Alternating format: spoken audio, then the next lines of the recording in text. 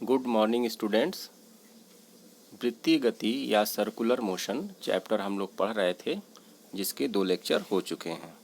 आज इसमें last lecture है। इसमें हम लोग कुछ टॉपिक डिस्कस करेंगे और कुछ क्वेश्चन डिस्कस करेंगे। तो चलिए आइए देखते हैं। पहला, डोरी से बंधे कण की ऊर्ध्वाधर वृत्त में गति। जैसे हम कोई पत्थर बांध लें डोरी में और उसको ऊर्ध्वाधर वृत्त में अगर घुमाते हैं तो किस प्रकार से उसकी गति होती है, उसको आज हम लोग पढ़ेंगे।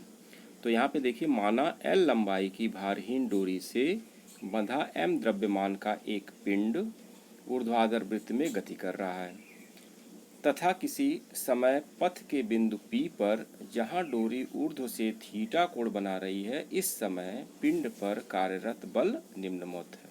कौन कौन से बल लगेंगे इस पे? देखिए, ये यहाँ पे P बिंदु है, यहाँ पे ये किसी समय यह पहुँचा है, यहाँ इस पिंड का द्रव्यमान M है। अब इसमें कौन कौन से बल लगेंगे? एक, डोरी में पहला तनाव बल T केंद्र की ओर, जहाँ हाईलाइट हो रहा है वहाँ देखिए केंद्र की ओर। पिंड का भार mg नीचे की ओर, यह देखिए पिंड का भार mg नीचे की ओर जहाँ हाईलाइट हो रहा है, जिसका त्रिज्य घटक mg cos थीटा, यह देखिए mg cos थीटा तनाव T के विपरीत दिशा में है। हम जब इसको, यह थीटा कोण होगा तो यहाँ पे यह mg cos थीटा, यह भी थीटा कोण होगा और यह mg sin थीटा होगा। तो इस तरह से हम इसको निकाल सकते हैं। तो यह त्रिज्य घटक mg cos थीटा तनाव T के विपरीत दिशा में है। और यदि P पर पिंड का वेग v हो, यानी यह यहाँ पे वेग v हो, तो आवश्यक अभिकेंद्र बल mv²/l, यहाँ पे l जो है डोरी की लंबाई ली गई है और वह इस वृत्त की त्रिज्या भी होगी। ठीक, तो यदि पिंड पर P पर पिंड का वेग v हो तो आवश्यक अभिकेंद्र बल mv²/l नेट त्रिज्य बल T minus mg cos theta से प्राप्त होता है। यानी जो अभिकेंद्र बल मिलेगा, जिसकी दिशा केंद्र की ओर होगी, वो कैसे मिलेगा? जो तनाव बल है और जो mg cos थीटा है, दोनों के डिफरेंस या अंतर से। तो आवश्यक अभिकेंद्र बल mv²/l नेट त्रिज्य बल T minus mg cos theta से प्राप्त होता है, अर्थात T minus mg cos theta equal to mv²/l। यहाँ पे r नहीं लेंगे, l चूँकि लंबाई लिया गया है इसलिए l ही हम लेंगे इसकी त्रिज्या, तो mv²/l। एक चीज़ और यहाँ पे देखेंगे, इसमें फिगर बना हुआ है, देखिए यह l लंबाई है जो कि इसकी त्रिज्या है। यहाँ पे यह OP, ये भी l लंबाई है, यह थीटा है, तो यह यहाँ से यहाँ तक का जो पोर्शन होगा यह l cos थीटा होगा। तो यह भी समय पड़ने पर हम लोग इसको उपयोग करेंगे। अब आइए, T minus mg cos theta equal to mv²/l। दूसरा, तो हम इसमें फिर तनाव को निकाल सकते हैं कि T equal to mv²/l plus mg cos theta, यानी हम इसको पक्षांतर करके इस साइड ले आएंगे। यह मान लिया हमारा समीकरण नंबर 1 है। अब पथ के उच्चतम बिंदु पर A पर, देखिए यहाँ पे यह उच्चतम बिंदु A पर क्या हो रहा है, जहाँ थीटा बराबर 180 डिग्री होगा। अगर हम इस तरह से थीटा, इसको जब घुमाते जाएंगे तो थीटा ऐसे बढ़ते बढ़ते जब उच्चतम बिंदु पर कण पहुँचेगा या पिंड पहुँचेगा, उस समय कोण कितना होगा? Theta 180 degree. तो थीटा बराबर 180 डिग्री वेग एवं डोरी में तनाव उस समय न्यूनतम होता है। जैसे ऊपर जब घूमते घूमते पत्थर जाता है तो आप एक्सपीरियंस किए होंगे कि सबसे उच्चतम बिंदु पर उसका वेग कम होगा और डोरी में तनाव कम होगा। यदि यह VA एम TA हो तो, इसको हमने VA और TA लिया है A बिंदु के लिए, तो TA तनाव हो गया A बिंदु पर mva²/l minus mg cos 180, cos 180 का मान होता है -1। तो जब हम इसको रखेंगे तो TA is equal to mva²/l minus mg। ठीक, अब आगे आइए, यदि वेग कम किया जाए तो वेग के विशेष न्यूनतम मान VA बराबर VC के लिए A पर डोरी में तनाव शून्य हो जाएगा। जैसे मान लीजिए कि अगर हम धीरे धीरे इसकी गति कम करते जाएं तो एक समय ऐसा आएगा जब यह न्यूनतम बड़ी मुश्किल से ये सर्किल को कंप्लीट करेगा। यह वही वेग है जब यह सर्किल को कंप्लीट करे, उस मिनिमम वेग से तनाव क्या होगा? यह मिनिमम होगा। तो यहाँ पे देखिए, यदि वेग कम किया जाए तो वेग के विशेष न्यूनतम मान VA इक्वल टू VC के लिए A पर डोरी में तनाव शून्य यानी TA बराबर 0 हो जाएगा। ऐसी स्थिति में हम TA का मान यहाँ पे शून्य रखेंगे तो यह हो जाएगा mVc²/L minus mg। Side change करके सॉल्व करेंगे, m और m कट जाएगा, इसको हम कॉमन लेके 0 में भाग दे देंगे। उसके बाद हम इसको Vc² इक्वल टू क्या हो जाएगा, GL हो जाएगा, या Vc is equal to √GL। तो यह क्रांतिक वेग है। यह क्रांतिक वेग की यह वह न्यूनतम वेग है जो मिनिमम वेग चाहिए उस पिंड को, सर्किल को कंप्लीट करने के लिए। यह दूसरा समीकरण हो गया। ऊर्ध्वाधर वृत्तीय गति के लिए Vc क्रांतिक वेग है। वेग इससे कम होने पर डोरी ढीली पड़ जाएगी तथा वृत्तीय गति पूरी नहीं होगी, यानी ऊपर तक पहुंचेगा पिंड और वहीं से गिर जाएगा। अब यांत्रिक ऊर्जा संरक्षण के नियम से P से A तक जाने में पिंड की गतिज ऊर्जा में जो कमी होगी वह स्थितिज ऊर्जा में वृद्धि होगी। यानी P से A तक जाने में, आइए देखते हैं P कहाँ है, A कहाँ है। देखिए ये P है, यहाँ से A तक जाने में जो गतिज ऊर्जा में कमी होगी, धीरे धीरे वेग कम होगा, गतिज ऊर्जा में कमी होगी, तो इसके स्थितिज ऊर्जा में यह बढ़ोतरी होगी। अब आइए इसको देखते हैं। तो गतिज ऊर्जा में कमी कितनी होगी, half mv² minus half mva² equal to mgl plus l cos theta. यह mgl plus l cos theta क्यों है, यहाँ पे आइए इसको हम देखते हैं। देखिए यहाँ पे स्थितिज ऊर्जा में वृद्धि, यहाँ देखिए mgl इसके लिए हो जाएगा, और यहाँ से जब P बिंदु से कुल ऊंचाई इसकी कितनी है, L plus L cos theta, और आप लोग जानते होंगे स्थितिज ऊर्जा क्या होती है, mgh होती है। तो यहाँ पे L plus L cos theta यह P बिंदु से A तक जाने में कुल ऊर्ध्वाधर ऊंचाई होगी जिसको यह पिंड तय करता है। और यहाँ पे चूंकि V है इसका वेग और ऊपर जाने पर VA हो जाता है, तो इसको हम लोग रखेंगे इसमें। तो m half mv² minus half mva², यह गतिज ऊर्जा में कमी हुई, equal to mgl plus l cos theta. तो मेरे हिसाब से आपको समझ में आ गया होगा गतिज ऊर्जा में कमी कितनी हो रही है। P बिंदु पर mv² हाफ mv² था, ऊपर पहुंचा तो हाफ mva² हुआ, दोनों में जो अंतर होगा वह गतिज ऊर्जा में कमी होगी। स्थितिज ऊर्जा में वृद्धि के लिए mgh लेते हैं, और h कुल दूरी क्या है ऊर्ध्वाधर, l plus l cos theta. तो इसको हम सॉल्व करेंगे, 1/2 कॉमन लेके इधर गुणा कर देंगे, तो v और m कॉमन लेके काट देंगे, तो यह हमको मिलेगा v² minus va² equal to 2gl plus 2gl cos theta. अब वृत्तीय गति ठीक पूरी होने के लिए va² इक्वल टू vc², इसका मान gl है जो अभी हम लोग निकाले हैं। तो हम यहाँ पे vc² या va² की जगह पे gl रखेंगे, तो v² minus gl equal to 2gl plus 2gl cos theta. Minus gl इधर आके ऐड होगा तो यह 2gl प्लस gl 3gl हो जाएगा।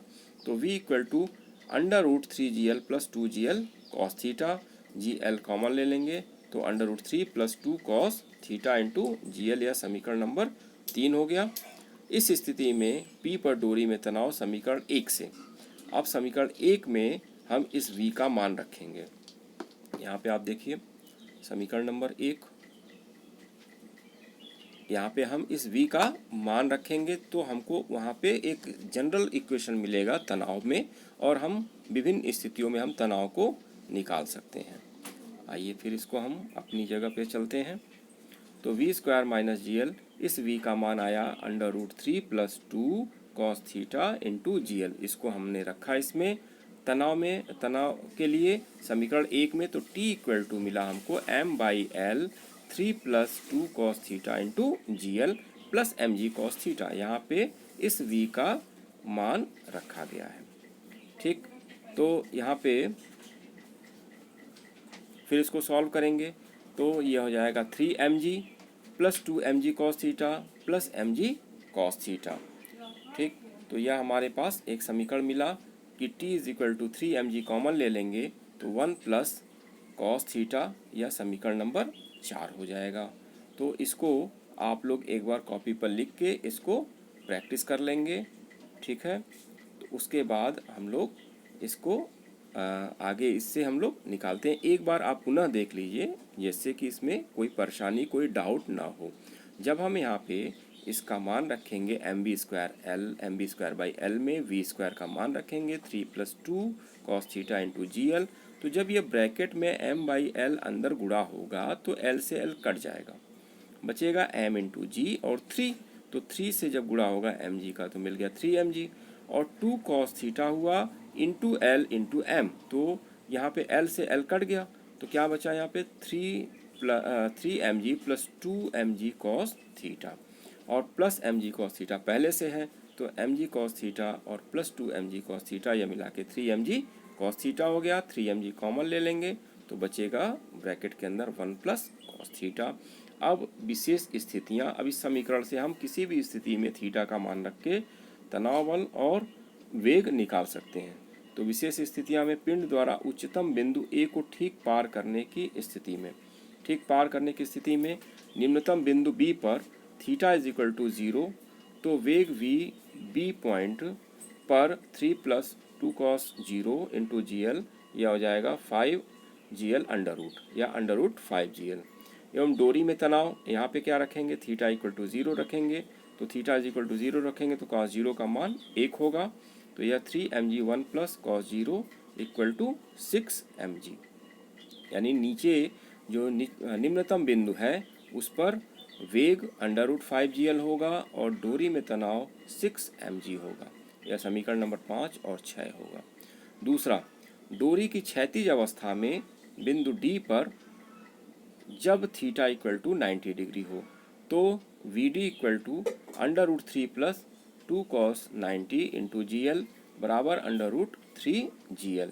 यहाँ पे कॉस 90 का मान 0 हो जाएगा, बचेगा 3 इन और अंडर रूट जी एल तो ये हो जाएगा अंडर रूट 3gl। ये समीकरण नंबर 7 मान लिया। और डी बिंदु पर क्षैतिज अवस्था में 3mg 1 प्लस कॉस 90 यह हो जाएगा 3mg। आप क्षैतिज अवस्था देख लीजिए एक बार। क्षैतिज अवस्था यह होगी क्षैतिज अवस्था डी बिंदु पर, यानी इस समय थीटा का मान 90 अंश हो जाएगा। अब आइए अपनी जगह पे चलते हैं। तो यह T D is equal to 3mg 1 plus cos 90 equal to 3mg हो गया। उच्चतम बिंदु ए पर जब थीटा इक्वल टू 180 हो तो हम इसको निकालेंगे तो पुनः हमको वही चीज़ प्राप्त होगी, v a equal to under root g l और t a equal to 3mg 1 plus cos 180 equal to 0। तो यह हमारा समीकरण नंबर 9 और 10 होगा। स्पष्ट है कि जब उच्चतम बिंदु पर तनाव 0 होता है तब निम्न बिंदु पर डोरी में तनाव अधिकतम पिंड के भार का 6 गुना यानी 6mg होता है। जल से भरी छोटी बाल्टी को तेजी से ऊर्ध्वाधर जल में घुमाने पर बाल्टी उल्टी हो जाने पर जल नहीं गिरता, क्योंकि घूमती हुई बाल्टी में जल अपकेंद्र बल का अनुभव करता है। यदि हम बहुत तेजी से कोई भरी हुई बाल्टी को अगर हम ऊर्ध्वाधर वृत्त में घुमाएंगे तो उसमें भरा हुआ जल नीचे की ओर नहीं गिरता है, जिसका कारण यह है कि जल अपकेंद्र बल का अनुभव करता है। पथ के उच्चतम बिंदु ए पर अपकेंद्र बल mv²/L ऊपर की को एवं जल का भार mg नीचे को कार्य करता है। यदि बाल्टी की चाल अधिक हो तो परिणामी बल mv²/L माइनस mg जल को बाल्टी की तली में दबाए रखता है। अतः बाल्टी से जल न गिरने की शर्त है कि mv²/L minus mg is greater than or equal to 0। तो यहाँ पे जो नेट बल है वह अधिक होना चाहिए, 0 या 0 से अधिक होना चाहिए। तो इसको हम जब सॉल्व करेंगे m कॉमन लेके हम इधर की तरफ ले आएंगे तो ये हमको मिलेगा va² is greater than under root va² greater than और इक्वल टू gl या va is greater than or equal to under root gl, जो हम लोग पहले निकाल चुके हैं, सबसे पहला केस जो था। तो यह बाल्टी से जल ना गिरने की शर्त है। अब आइए इस पे कुछ हम लोग क्वेश्चन करते हैं। तो वृत्तिगत पर आधारित कुछ आंकिक प्रश्न है। एक दीवार घड़ी में घंटे एवं मिनट वाली सुइयों की लंबाइयाँ 3 सेंटीमीटर 6 सेंटीमीटर है। इनके सिरों की रेखीय चालों का अनुपात ज्ञात कीजिए। तो यदि घंटे और मिनट वाली सुइयों का रेखीय चाल वी आर यहाँ पे देखिए VH एवं VM हो तो VH मतलब आवर वाली हैंड और M मतलब मिनट, तो VH अपॉन VM ये क्या हो जाएगा R ओमेगा, तो RH omega R upon R M omega M. यहाँ पे आर एच और ओमेगा इज इक्वल टू 2 पाई/t होगा, तो 2 पाई यानी 12 घंटे के लिए इसको लेंगे, और मिनट यहाँ पे 1 घंटे के लिए लेंगे, तो आर एच 2 पाई/12 घंटा लिखा हुआ है, और आर एम इक्वल टू 2 पाई/60 मिनट लिखा हुआ है। तो इसको हम जब हम सॉल्व करेंगे तो V H upon V M ये हमको मिल जाएगा R H upon R M 60 minute upon 12 घंटा। इसको जब हम सॉल्व करेंगे तो यह हो जाएगा 1 घंटा अपॉन 12 घंटा। इस तरह से यह हो जाएगा, सॉल्व करेंगे तो देखिए 12 कट जाएगा, 3 4 जा, तो यह हो जाएगा V H upon V M 1/24। अब आइए दूसरा क्वेश्चन। एक किग्रा द्रव्यमान के पिंड को 1 मीटर लंबी डोरी से बांधकर क्षैतिज वृत्त में 10/पाई चक्कर प्रति सेकंड की दर से घुमाया जाता है, तनाव ज्ञात कीजिए। तो यहाँ पे देखिए m क्या है, 1 किलोग्राम है, r 1 मीटर है, और n कितना है, 10/पाई है। तो पिंड का कोणीय वेग क्या होगा, 2 पाई n। यह सूत्र 2 पाई/t से लिया गया है, यानी 2 पाई/t यानी एक चक्कर घूमने में कैपिटल T टाइम लेता है, और उस 1/t को हम क्या बदल देते हैं, n में, तो यह हो जाएगा 2 पाई n। अब n कितना है, 10/पाई रखेंगे यहाँ पे मान, तो 2 पाई इंटू 10/पाई यह हो जाएगा 20 रेडियन पर सेकंड। अतः डोरी में तनाव T ये किसके बराबर होगा, अभिकेंद्र बल के बराबर। देखिए तनाव ज्ञात कीजिए, निकालना है, तो अभिकेंद्र बल क्या हो जाएगा, mr ओमेगा स्क्वायर या mv²/r में v equal to r omega रखने से प्राप्त होता है। तो यहाँ पे हो जाएगा m का मान 1, r का मान 1, ओमेगा 20 स्क्वायर ये हो जाएगा 400 न्यूटन, 400 न्यूटन का इसमें तनाव होगा। फिर तीसरा क्वेश्चन, एक रस्सी अधिकतम 3.16 किग्रा भार का तनाव सहन कर सकती है। इसके 1 मीटर लंबे टुकड़े के सिरे पर 49 ग्राम का पत्थर बांधकर अधिक से अधिक कितने चक्कर प्रति सेकंड लगाए जा सकते हैं ताकि रस्सी न टूटे। तो माना अधिकतम n चक्कर लगाए जा सकते हैं, तब अधिकतम तनाव क्या होगा, यह अभिकेंद्र बल mr ओमेगा स्क्वायर के बराबर होगा। ओमेगा का मान हम रखेंगे 2 पाई n, तो mr इंटू 2 पाई n का स्क्वायर। अब यहाँ पे देखिए 3.16 किग्रा भार यह क्या हो जाएगा, अधिकतम तनाव यह सहन कर सकती है, तो यह 49 इंटू 10⁻³ kg। r यह क्या हो गया, 1 metre into 4 pi square n square. यहाँ से हम सॉल्व करेंगे, n स्क्वायर का मान निकालेंगे, तो 3.16 इंटू 9.8 से गुणा करेंगे तो यह न्यूटन में बदल जाएगा। नीचे होगा 49 into 10⁻³ into 4 into pi square 22/7 into 22/7 into 10⁻³ ये। तो इसको जब हम सॉल्व करेंगे तो 3.16 इंटू 9.8 इंटू 10⁻³ यहाँ पे देखिए 4 इंटू 22 इंटू 22 ये नीचे होगा। इसको सॉल्व कर लेंगे, सॉल्व करके आप देखिएगा ये 30996/1936 आएगा। ये करीब करीब 16 के बराबर आएगा। और यहाँ चूँकि यह n स्क्वायर का मान है तो n इक्वल टू 4 आएगा, यानी अधिकतम हम अधिक से अधिक 4 चक्कर प्रति सेकंड लगाए जा सकते हैं। एक और क्वेश्चन है, एक रेल पथ की पटरियाँ 1 मीटर के अंतराल पर हैं। 400 मीटर त्रिज्या वाले मोड़ पर बाहर वाली पटरी को भीतर वाली पटरी से कितना ऊपर उठाएं कि 20 मीटर प्रति सेकंड की चाल से रेलगाड़ी इस पर बिना घर्षण के निकल जाए, जहां g का मान 10 मीटर पर सेकंड स्क्वायर है। तो मोड़ पर रेलगाड़ी के बिना घर्षण पार होने के लिए tan theta equal to v²/rg। यह सूत्र हम लोग सबसे पहले निकाले थे मोड़ के लिए, जहां थीटा पटरियों का ढाल है। यदि बाहर वाली पटरी की ऊंचाई h हो तो tan theta is equal to h/x। यहाँ पे देखिए यह बाहर वाली पटरी है, इस तरह से h ऊंचाई है और x यह उन दोनों के बीच की दूरी है। थीटा कोण मान लिए उसको उठाया गया है, तो यहाँ पे देखेंगे tan theta is equal to h/x आएगा। तो हम यहाँ पे h/x रखेंगे tan थीटा का मान, तो tan theta equal to v²/rg या h is equal to v²x/rg। तो इस तरह से मान रखेंगे, तो v² मतलब 20 स्क्वायर इंटू 1/400 इंटू 10। ठीक, तो यहाँ पे इसको सॉल्व करेंगे। 400 क्या है, यहाँ पे आप देख रहे होंगे कि 400 मीटर त्रिज्या है इसकी, ठीक है। तो इसको जब हम यहाँ पे पुट करेंगे या रखेंगे तो v स्क्वायर हो गया 20 square into N, X 1 metre है, आर 400 मीटर है, गुणे जी 10 है। सॉल्व करेंगे तो 1/10 आएगा। 1/10 मीटर को हम लिख सकते हैं 0.1 मीटर या 10 सेंटीमीटर। तो इस तरह से यह 10 सेंटीमीटर हम इसको उठा देंगे। देखिए यहाँ पे 10 सेंटीमीटर इसको उठाया जाएगा। लास्ट ये देखिए 1000 की ग्रा की एक कार 36 वृत्तीय पथ जिसकी त्रिज्या 200 मीटर है 30 मीटर प्रति सेकंड की चाल से जा रही है। तो 1000 की ग्रा की कार है 36 वृत्तीय पथ पर जिसकी त्रिज्या 200 मीटर है, यह 30 मीटर प्रति सेकंड की चाल से जा रही है। आवश्यक अभिकेंद्र बल के लिए कितना घर्षण बल चाहिए, क्योंकि यहाँ पे घर्षण बल ही इसको प्रोवाइड करेगा। इसके लिए घर्षण गुणांक क्या होना चाहिए? यदि घर्षण गुणांक 0.8 हो तो कार कितनी अधिकतम चाल ले सकती है? तो जी यहाँ पे 9.8 मीटर पर सेकंड स्क्वायर हम यूज़ करेंगे। तो यहाँ पे देखिए कई चीज़ें हैं। आवश्यक अभिकेंद्र बल के लिए कितना घर्षण बल चाहिए, इसके लिए घर्षण गुणांक क्या होना चाहिए, यदि घर्षण गुणांक 0.8 अगर हम रखते हैं तो कितनी अधिकतम चाल ले सकती है। अब आइए इसको देखते हैं। 36 वृत्तीय पथ पर कार को आवश्यक अभिकेंद्र बल mv²/r घर्षण बल से ही प्राप्त होता है। अतः घर्षण बल F = हो जाएगा mv²/r।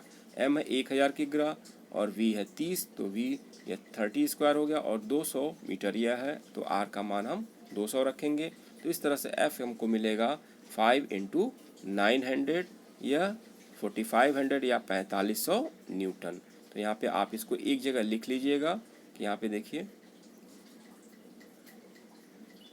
30 मीटर प्रति सेकंड इसकी चाल है, 1000 की ग्रा इसका भार है और 200 मीटर इसकी त्रिज्या है। तो यहाँ पे हम उसको रखेंगे। तो इसको पहले आप एक जगह नोट कर लेंगे फिर मान रखेंगे। तो F आया 4500 या 4500 न्यूटन। अब यदि घर्षण गुणांक μs हो तो F = μs/r होता है। तो μs/r r = mg होगा, तो μs mg रखेंगे। तो यहाँ पे μs हो जाएगा F/mg। F हम निकाल चुके हैं 4500 Newton upon m × g। m है 1000 की ग्रा, g का मान है 9.8, तो यहाँ पे μs आएगा 0.46। तो घर्षण बल और घर्षण गुणांक दो चीज़ें आ गई। अब तीसरा ये है कि यदि घर्षण गुणांक 0.8 हो तो उपलब्ध घर्षण बल बढ़ जाएगा।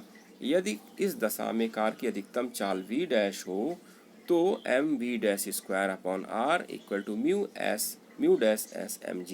यहाँ पे हम नया मान रखेंगे 0.8। तो v' हो जाएगा μ'(s)r g। यहाँ पे देखिए m और m कट जाएगा, इसको सॉल्व करेंगे तो हमको v' मिलेगा √μ'(s)r g। अब यहाँ पे 0.8 रखेंगे, r वही है 200 और 9.8, इसको सॉल्व करेंगे तो v' का मान आएगा 8 × 196, 8 × 196, 196 का वर्गमूल 14 होगा और 8 को हम 2√2 लिख सकते हैं। तो इस तरह से 28 × √2 होगा, √2 का मान 1.41 रख देंगे तो यह हो जाएगा 39.6 मीटर पर सेकंड। तो इस तरह से हम इसका वह वेग निकाल लेंगे कि जब 0.8 घर्षण गुणांक हो तो किस तरह से इसकी हम अधिकतम चाल ले सकते हैं। तो आज के क्लास के लिए इतना ही। अब इसमें कुछ और क्वेश्चन आप लोग करिएगा और कुछ और क्वेश्चन कराए जाएंगे। तो आज की क्लास यहीं समाप्त होती है। धन्यवाद।